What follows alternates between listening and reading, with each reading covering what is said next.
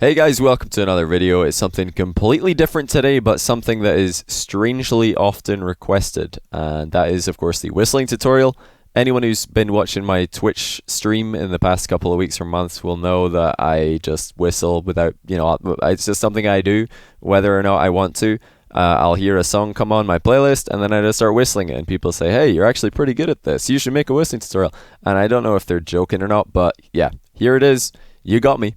So hopefully I'll be able to teach somebody who's watching how to whistle, and I'll first of all teach or I'll try and explain how to get a note, how to make a noise that is not like actually be able to whistle at all, and then I'll explain how to change the note, and then I'll show you guys a couple of advanced techniques that I know of that can help you whistle more technical and more difficult tunes. So first of all, how to make any noise, how to whistle, because I think that's the problem for a lot of people, is they just can't whistle at all, and they want to know, okay, how do I whistle? What am I supposed to be doing with my tongue? Where's my mouth supposed to be? They don't know where to start. So the way I would explain it to you is, firstly, your tongue needs to be in the position that it is when you say the sound E. So just say E to yourself, and then keep in mind where your tongue is. It's probably the sides of your tongue are touching the insides of your top teeth, and there's a gap at the front. Your tongue is not touching the front of your teeth. So yeah, it should be like that. E, that's where your tongue should be. Remember that. And then of course your lips, a bit more easy. Just say ooh, just very, very, very small ooh sound. And that's where your tongue should be. That's where your lips should be.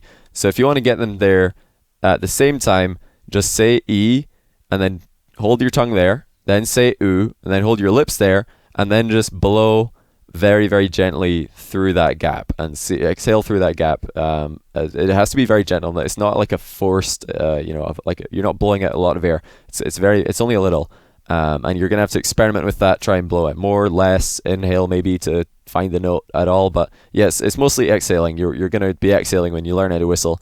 And yeah, hopefully once you put all those bits together, you'll be able to hear a sound.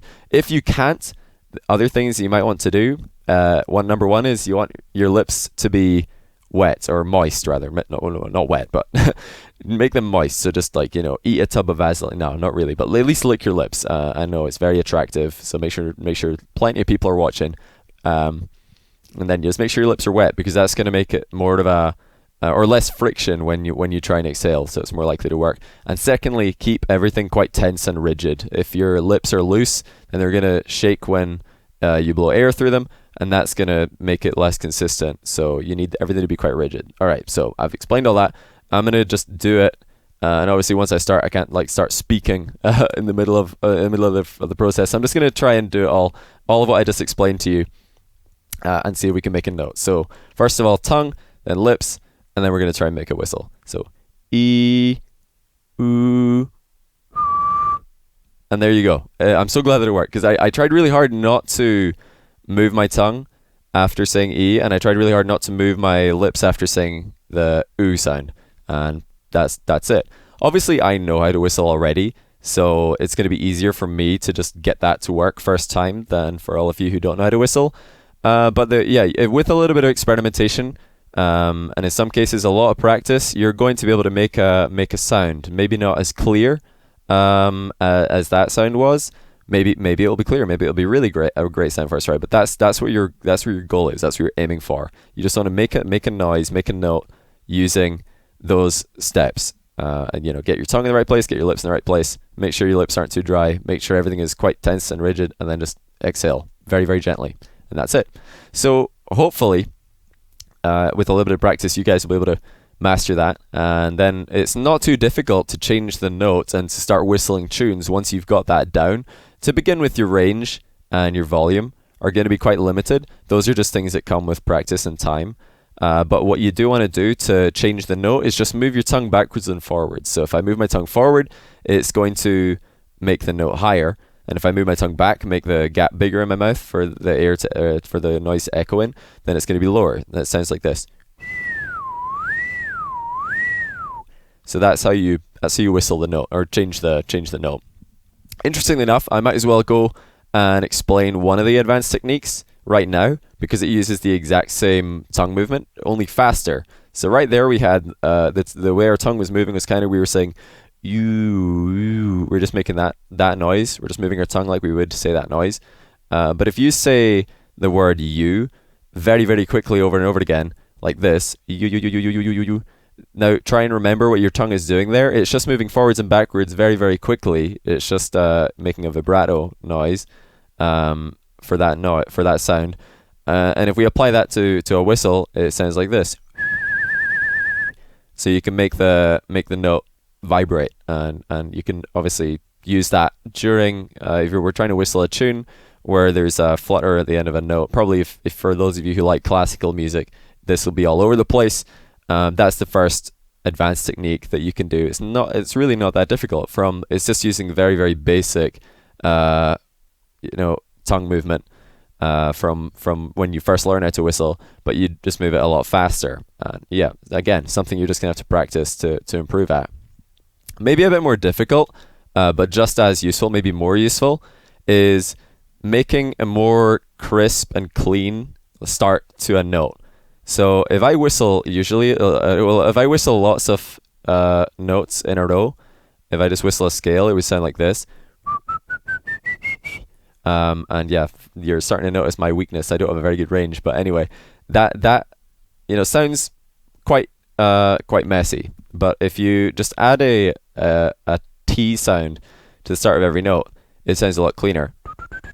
So you can make a much cleaner start to a note, and you can even change note faster because your tongue is the tip of your tongue, at least in my case, is able to move a lot faster than the back of my throat is.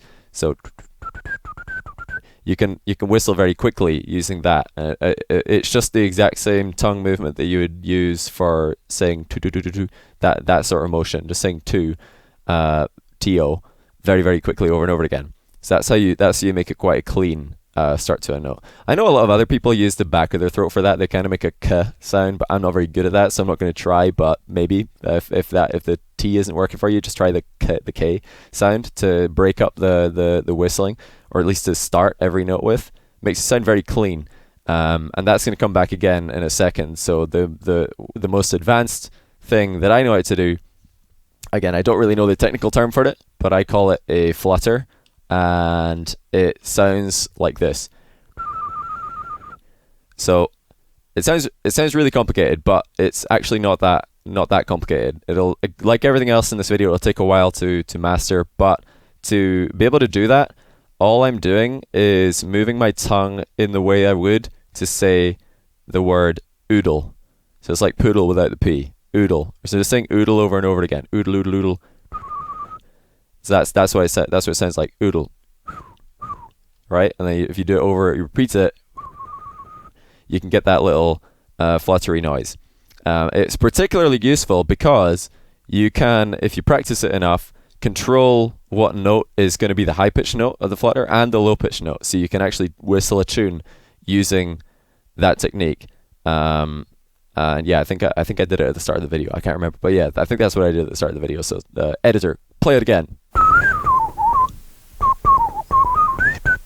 So there, that's what it sounds like if you whistle or if you try to whistle a tune using the flutter technique. So yeah, that's it. That's pretty much all I know how to do. I'm not really a super advanced world-class whistler by any means, but I have been able to pick up these simple tricks along the way just by listening and trying to figure out what's going on when somebody does that.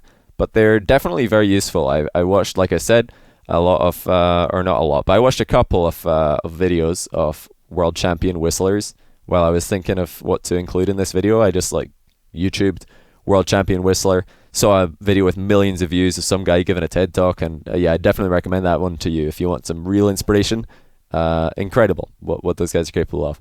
Definitely a lot more range and a lot more volume than I'm able to do in my own whistling, but a lot of the same techniques as well, that they switch between the more flowing notes and the more clear starting notes, and then obviously putting everything together with the fluttering technique to whistle much faster and more complicated tunes as well. So that's pretty much it. That's all the things that I know how to do, at least, and hopefully it was somewhat interesting to those of you who are not at all interested in whistling and are just here to wait to complain that there's no Rocket League video. Don't worry, there'll be we'll be back tomorrow with some more of the normal content. And until then, again, another big thanks for watching, and I'll see you next time.